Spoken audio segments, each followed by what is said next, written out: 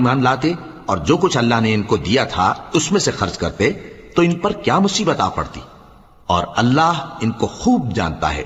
अल्लाह किसी की जर्रा भर भी हक तलफी नहीं करता, और अगर किसी ने नेकी की होगी तो उसको कई गुना कर देगा और अपने हाथ से अजर अजीम बख्शेगा। भला उस दिन क्या हाल होगा जब हम हर उम्मत में से अहवाल बताने वाले को बुलाएंगे और तुमको ए नबी सल्लल्लाहु अलैहि वसल्लम इन लोगों का हाल बताने को बतौर गवाह तलब करेंगे। उस रोज काफिर और पैगंबर के नाफरमान आरजू करेंगे कि काश उनको धसा कर जमीन बराबर कर दी जाती, और वो अल्लाह से कोई बात छुपा नहीं सकेंगे।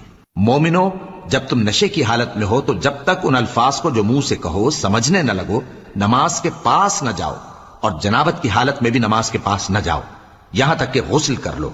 हां, अगर बहालत सफर रस्ते चले जा रहे हो और पानी न मिलने के सबब गुस्ल न कर सको तो तयम्मुम करके नमाज पढ़ लो।